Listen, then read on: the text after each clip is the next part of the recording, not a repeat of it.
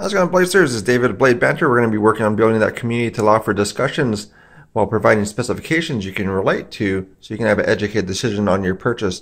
Here is the Bestech Beluga. There's one that is one of the budget line models. So this is actually one that's actually one of my favorites out of their bunch because I feel that everything really flows together from the blade through the handle. It just feels like it should be how it is, so it doesn't seem out of place. But we're going to actually do some comparisons on this one to some of the other models that might not be in the same line, but just to give you a sizing comparison on it. So you have like a mini grip, and CRKT and Caligo. And the infamous and famous, you have the Rat 2. Then you're going to have the Delica 4, which is kind of that baseline standard for a lot of the sizing. So you can get an idea as far as how big this is. And one of the major flippers, you do have the Kaiser Dukes. And maybe one that you don't really deal with much, but we do have the Magnum Alligator by Boker. I actually really like that one too. And then just for fun, because I did get this in, just a huge knife, the Ladybug. So very much on this one. So where we're going to go with that is going to go for the hand sizing. So for this one, for you to relate to it at home, print out that chart. It should print to the same sizing, so you would know how big this is going to be in your hand. So we're going to go with hand sizing first. Female adult across, and then as well as an angle for this, where you would normally hold the knife. And then you're going to have the adult male hand across, and then also at that angle too. This one's going to be with a 12C27 for the blade steel. So we're going to go through some of the specifications on that. So you have the corrosion resistance for the steel, and then the hardness, wear resistance for it, and also the edge retention.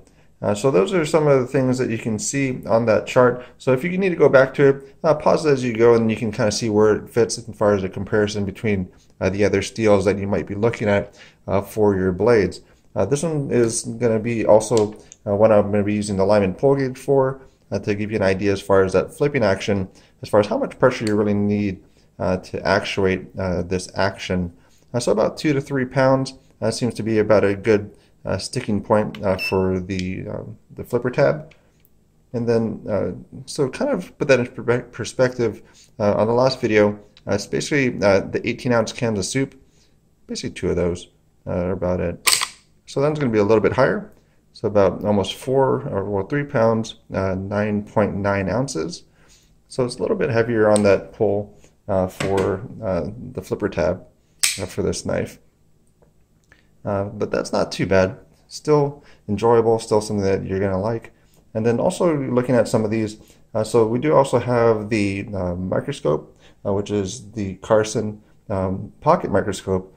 And that one, we're going to look at the first one and also the sharpened edge, because this did have a factory edge on it, and then it may have been rolled or something like that, because I did get this second hand. So I did actually do some practicing with freehand sharpening, so I'm getting a little bit better at that. I've still got a ways to go, but you can kind of see the difference between the original one and then also the one that has been sharpened with those freehand stones. So you can see the difference on those two. So this one has factory weight says about 3.87. So you can see here as far as what that is, what I got on my scale, which is going to be pretty accurate for that as well. So you have the photos for it. The blade steel is going to be about 3 inches, and then 4.25 for the handle. So you can see this one here too. So we'll start off with the blade, and then the handle for that. And then so for the sharpness testing, the first one ran through, so as I was saying before on it, the sharpness for it was fairly poor. It did have about 523, and that's on that best scale. So that rolls into more of the rolled edge. So something that does need some servicing.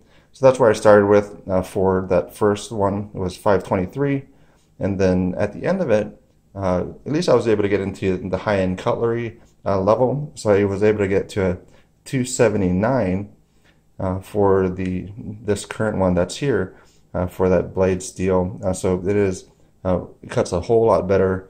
The first one was really getting caught up on paper and not doing too well for that. So for this one, goes for about $52. And then it has been out for a while, so you could find it on the used market if you just want to look around, but you might have that same issue where you're going to have to probably touch up that blade. And if you do sharpen, then that won't be a problem. But if you don't, then you might want to just pick up the new one. MSRP is about $65 for this knife. And then, so some of those things that are happening, Carl did reach out to me. So if you're watching, Carl, this one's going to be going out to you. This is one of the giveaways for the SE Avispa. So now, if we do have giveaways, try and reach out to me so we can get this out to you, so you can get that in your hand as well. And then also we do have some other news that's coming through.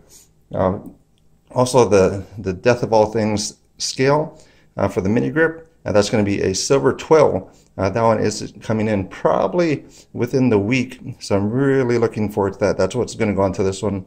It's going to have a silver twill scales on both sides.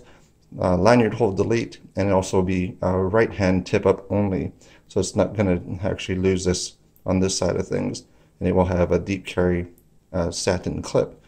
So excited about that as far as what's coming in. My Perpetua is like still on the East Coast somewhere. I got it early in the week that it was supposed to be coming in. I thought it was Saturday of this week, but no, it said Saturday of next week that I'll be getting that. So let me know as far as what you guys think, as far as what you guys want to see, if there's anything that you saw on previous videos that I didn't review on. And then eventually, I will get to this one, which is kind of a famous one. Some people really like it, but that's the Ozark Trail. This one is the famous 10 flipper. This one I got from Birdshot IV. This one is factory sealed from 2015. So eventually I'll pop that open. It almost feel really bad where it's going to be like the only sealed 10 flipper. So I feel kind of bad about cutting it open. So we'll get to that eventually for that. But for buy, borrow, or avoid for this knife, I would buy it. I really like how it comes together.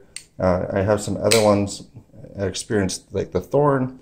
I didn't really like how that work together because I didn't feel that the blade matched up with the handle.